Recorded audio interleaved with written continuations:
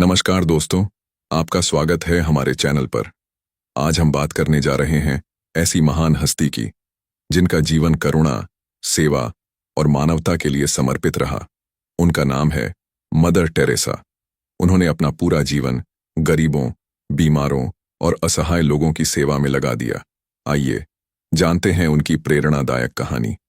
Mother Teresa का जन्म 26 अगस्त 1910 को स्कोप्जे नामक जगह पर हुआ था, जो आज मैसेडोनिया में स्थित है। उनका असली नाम अंजेजे गोंजे बोजाजियू था। वे एक अल्बेनियन परिवार में पली बढ़ीं। बचपन से ही उनका स्वभाव दयालु और संवेदनशील था। मदर टेरेसा के पिता निकोला बोजाजियू एक व्यापारी थे और उनकी मां ड्राना एक धार्मिक और दयालु महिला थीं। पिता की मृत्यु तब हुई जब टेरेसा मात्र 8 वर्ष की थीं। पिता के जाने के बाद मां ने ही उन्हें जीवन के मूल्यों और सेवा का महत्व सिखाया। बचपन से ही टेरेसा का झुकाव धर्म और समाज सेवा की ओर था। 12 साल की उम्र में ही उन्होंने तय कर लिया था कि वे अपना जीवन ईश्वर और मानवता की सेवा में समर्पित करेंगी। उनका यह संकल्प आगे चलकर दुनिया को बदलने वाला साबित हुआ। 18 साल की उम्र में टेरेसा ने घर छोड़ दिया और आयरलैंड की लोरेटो सिस्टर्स नामक धार्मिक संस्था से जुड़ गईं। वहीं पर उन्होंने अंग्रेजी सीखी और मिशनरी बनने की दिशा में कदम बढ़ाया। इसके बाद उन्हें भारत भेजा गया। 1929 में टेरेसा भारत पहुंचीं और दार्जिलिंग के लोरेटो कॉन्वेंट स्कूल में अध्यापन करने लगीं। यहीं से उनके जीवन की असली यात्रा शुरू हुई। उन्होंने बच्चों को पढ़ाने के साथ साथ गरीब और असहाय लोगों की मदद करना भी शुरू कर दिया। 1931 में उन्होंने अपना नया नाम टेरेसा रखा, जो संत थेरेस ऑफ लिसिए से प्रेरित था। वे चाहती थीं कि उनका जीवन भी संत थेरेस की तरह सेवा और प्रेम का प्रतीक बने। 1937 में उन्होंने ईश्वर की सेवा की आजीवन प्रतिज्ञा ली और वे मदर टेरेसा कहलाने लगीं।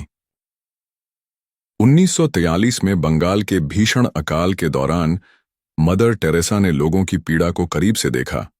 सड़कों पर भूखे और बीमार लोगों की स्थिति ने उन्हें गहराई से झकझोर दिया। यहीं से उन्होंने तय किया कि अब वे शिक्षा के साथ साथ गरीबों की सेवा को ही अपना मुख्य उद्देश्य बनाएंगी। 1946 में ट्रेन यात्रा के दौरान उन्हें ईश्वर से प्रेरणा मिली कि वे गरीबों के बीच जाकर काम करें। इसे उन्होंने अपनी calling with in a calling कहा। इसके बाद 1948 में उन्होंने लोरेटो कॉन्वेंट छोड़ दिया और गरीबों की सेवा का नया सफर शुरू किया। मदर टेरेसा ने कोलकाता की झुग्गियों में रहकर गरीबों, बीमारों और बेघर लोगों की सेवा शुरू की। उन्होंने खुद अपने हाथों से बीमारों को उठाया, घाव साफ किए और उन्हें भोजन दिया। यही उनकी सच्ची पहचान बनी। 1948 में ही उन्होंने भारतीय नागरिकता भी ले ली। वे अब पूरी तरह भारत की हो चुकी थीं। उन्होंने सफेद साड़ी पहनी जिसमें नीली किनारी होती थी, जो आज भी उनकी पहचान है। 1950 में मदर टेरेसा ने मिशनरीज ऑफ चैरिटी नामक संस्था की स्थापना की। इस संस्था का उद्देश्य था भूखे को भोजन, नंगे को वस्त्र और बेघर को आश्रय देना। धीरे धीरे यह संस्था पूरी दुनिया में फैल गई। मिशनरीज ऑफ चैरिटी के अंतर्गत हजारों नन और वॉलंटियर गरीबों, कुष्ठ रोगियों और अनाथ बच्चों की सेवा करने लगे। संस्था ने निर्मल हृदय नामक आश्रम खोला, जहां मरते हुए लोगों को प्यार और सम्मान से अंतिम समय बिताने का अवसर मिला। मदर टेरेसा ने केवल शारीरिक मदद ही नहीं की, बल्कि लोगों को यह भी महसूस कराया कि वे अकेले नहीं हैं। उन्होंने कहा था, सबसे बड़ी गरीबी भूख या बेघरपन नहीं, बल्कि यह महसूस करना है कि कोई आपको चाहता नहीं। उनके काम को अंतर्राष्ट्रीय स्तर पर पहचान मिलने लगी। 1962 में भारत सरकार ने उन्हें पद्मश्री से सम्मानित किया। इसके बाद उन्होंने कई देशों में भी सेवा केंद्र खोले। 1969 में मदर टेरेसा को नोबेल शांति पुरस्कार मिला। यह केवल उनका सम्मान नहीं था, बल्कि पूरी मानवता के लिए सेवा की शक्ति का सम्मान था। उन्होंने यह पुरस्कार गरीबों और जरूरतमंदों को समर्पित किया।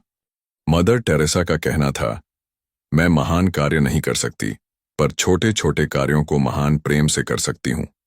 यही उनकी सेवा का मूल मंत्र था, जिसने लाखों लोगों को प्रेरित किया।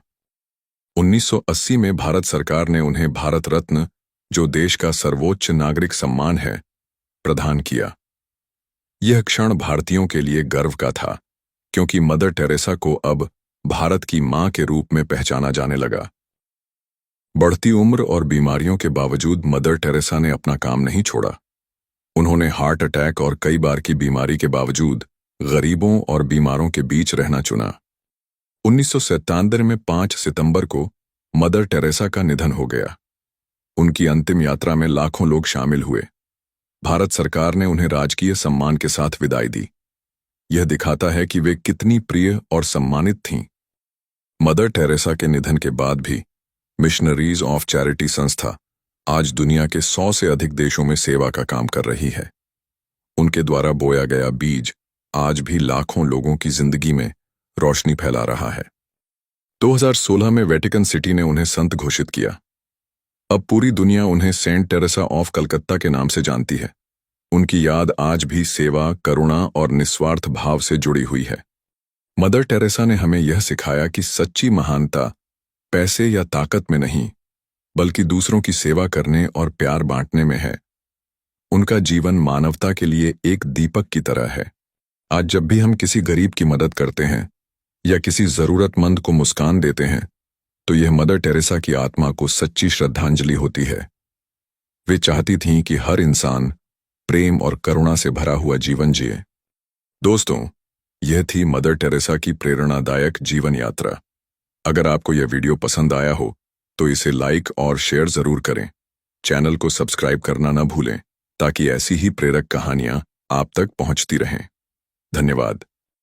मदर टेरेसा अक्सर कहती थीं, अगर आप 100 लोगों की मदद नहीं कर सकते तो सिर्फ एक की मदद कीजिए। उनका यह विचार हमें सिखाता है कि बदलाव लाने के लिए बड़े कार्यों की नहीं, बल्कि छोटे छोटे नेक कदमों की जरूरत होती है। उनकी संस्था मिशनरीज ऑफ चैरिटी ने न केवल गरीबों और बीमारों की मदद की, बल्कि शिक्षा, स्वास्थ्य और अनाथ बच्चों के लिए भी अनेक केंद्र स्थापित किए। आज भी हजारों बच्चे इस संस्था से पढ़ाई और देखभाल पाते हैं। मदर टेरेसा को कई बार आलोचनाओं का सामना भी करना पड़ा। कुछ लोगों ने उनकी पद्धतियों और काम करने के तरीके पर सवाल उठाए, लेकिन वे हमेशा शांत रहकर केवल एक बात कहती थीं, मैं न्याय करने नहीं, सेवा करने आई हूं। उनका जीवन हमें यह संदेश देता है कि धार्मिक, जातीय या भौगोलिक सीमाएं किसी इंसान की सेवा में बाधा नहीं बन सकती। उन्होंने कहा था, मैं ईसाई हूं, परंतु अपने काम के कारण मैं हिंदुओं से प्रेम करती हूं, मुसलमानों से प्रेम करती हूं और हर उस व्यक्ति से प्रेम करती हूं जो ईश्वर की संतान है। आज मदर टेरेसा केवल एक नाम नहीं, बल्कि सेवा और करुणा का प्रतीक है। उनका जीवन हर इंसान को यह प्रेरणा देता है कि हम चाहे छोटे हों या बड़े, अगर दिल में प्रेम और मदद की भावना है तो दुनिया बदल सकती है।